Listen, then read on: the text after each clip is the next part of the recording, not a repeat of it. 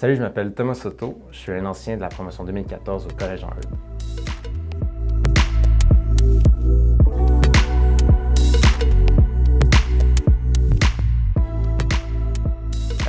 Je suis réalisateur et directeur photo, des fois les deux en même temps. Puis je suis représenté ici à Montréal, à Toronto, puis maintenant à Los Angeles comme directeur photo. Dans le fond, je travaille pour... je fais des publicités, mais je fais aussi des films. Mais des fois, les films, ça prend des fois des années avant que ça se passe. Parce qu'on attend les subventions, on attend les tournées, on a une grosse pré-production puis une grosse post-production. Qu'entre-temps, on fait de la publicité. Donc, je fais des publicités pour des Porsche, BM, Keurig, Procter & Gamble, un peu de tout, en fait, de ce monde. Ça, des fois, c'est des campagnes qui sont très locales, comme juste Québec, comme ça peut être nord-américaine. J'ai étudié à Jean-Eudes avec le profil cinéma.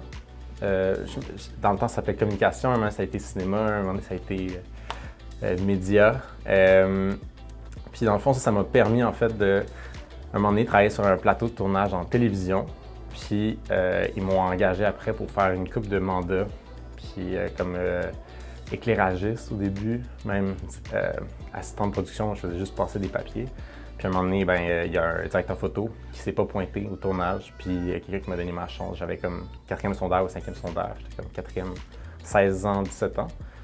Puis là, finalement, j'ai eu ma chance comme directeur photo. Puis j'ai fait de la direction photo pendant 2 ans. Puis ensuite, j'ai signé à Toronto comme directeur photo pour faire de la publicité. Puis ça fait peut-être 4 ans maintenant que je suis réalisateur professionnellement puis que je gagne ma vie avec ça.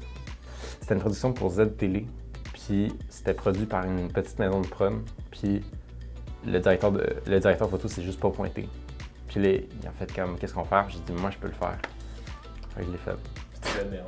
Ben, je sais pas si j'ai des nerfs, je m'en souviens pas. C'était en simple, c'était juste 3-point lighting, puis c'était genre une FS5 dans le temps, je pense. Puis une fois que j'ai quitté le Collège Jean-Eudes, je suis allé au Conservatoire La Salle, qui est maintenant un cégep qui est fermé, mais qui était concentré en fait avec un profil cinéma. Il y avait un autre profil télévision, puis un autre profil théâtre. Puis moi, j'étais dans le cinéma, puis ça m'a permis en fait de faire un genre de moitié études, puis moitié travail où je pouvais aller à Toronto, puis travailler, puis faire mes productions.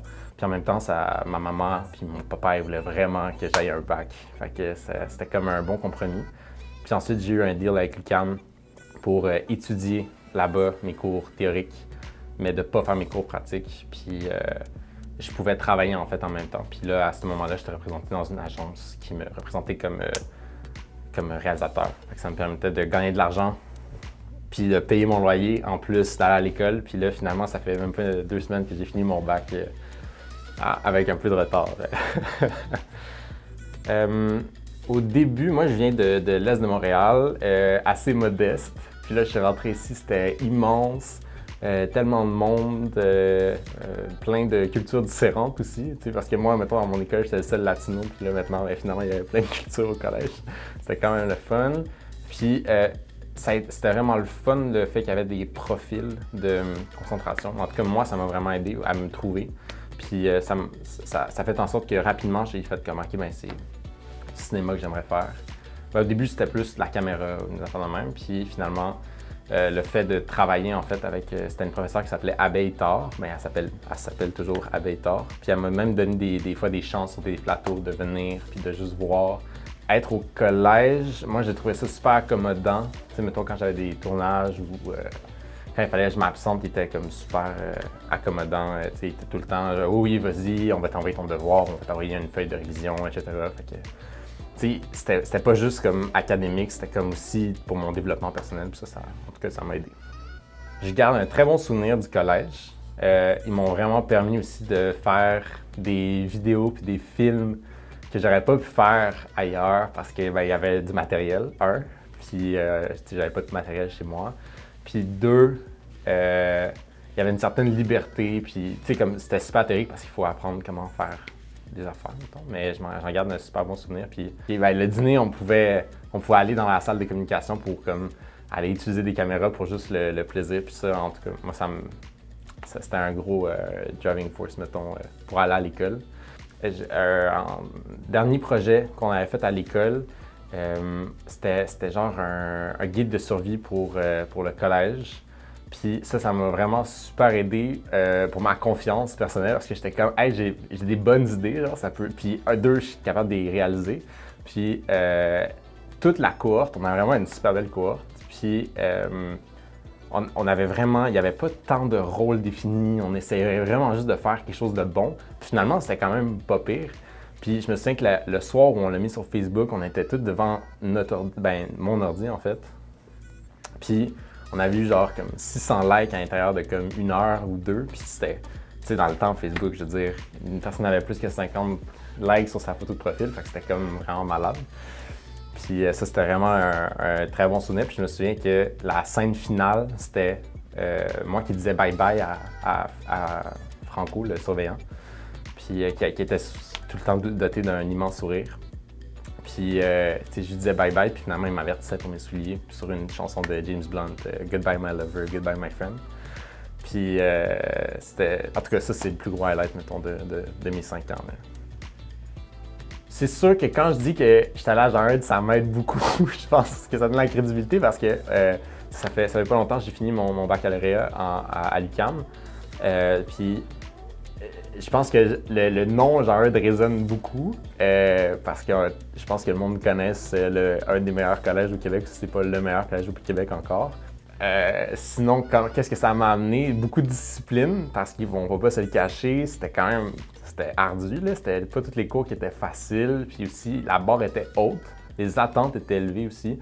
Pas tant, mettons, mes parents, je pense pas que c'était une affaire, mettons, d'exceller et d'avoir que des 95 en haut, mais parce que la classe est forte, parce que la cohorte au complet est forte, ben, t'as pas envie d'être. T'as envie de la barre déjà qui est haute, puis le standard est haut, t'as envie de garder ça haut. Puis même si je faisais des affaires à l'extérieur de l'école, on dirait qu'il fallait quand même garder le standard académique vraiment très haut. Puis même si on faisait des affaires à l'extérieur de l'école, les profs puis l'encadrement faisaient en sorte que on gardait ce standard-là. Comme on voulait pas tomber en bas de la norme, mettons. En pub, puis même en cinéma ou en télé, on pitch souvent. Fait que dans le fond, on est comme quelques réalisateurs à vouloir avoir un contrat. Fait que souvent, on est 3 à pitcher pour le même projet. Puis souvent, on a un document de présentation, puis aussi on présente ce document de présentation-là. Puis il faut vraiment être super éloquent puis être sûr de ce que tu dis puis d'avoir une super prep puis une super structure pour être capable que le client et l'agence nous comprennent ou même des fois le diffuseur qui nous comprenne.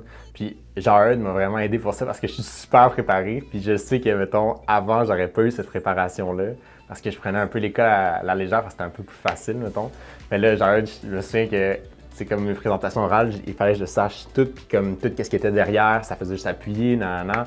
Puis pour mes pitchs, ça m'aide gros, c'est juste comme j'arrive toujours avec des structures qui sont super définies, puis une grosse pré-production, comme ça, rendu au tournage, c'est juste facile, mettons. Je dirais discipline, parce qu'il fallait de la discipline, mettons, pour être capable de garder le beat. Persévérance, parce qu'il fallait travailler fort quand même, tu sais, c'était pas acquis, là, il fallait mettre les efforts pour être capable de réussir. Puis 3, je dirais liberté, parce que on était quand même assez concentrés puis on savait qu'on voulait réussir. C'est comme on avait une certaine flexibilité pour être capable de marier école et tout le reste. T'sais. Je dirais travaille fort. Si tu veux venir au collège Jean-Eudes, travaille fort. Prépare-toi à travailler fort, mais ça va vraiment être le fun. Je veux dire, tout le monde veut réussir. Puis je pense qu'au collège, on donne les meilleurs outils pour être capable de réussir, pas juste au collège, mais après. Ouais, au collège, tu as tellement d'options, il t'ouvre tellement de portes qu'une fois que tu sors de là, tu as touché un peu à tout, tant qu'aux concentrations qu'il y a dans tes cours, mettons.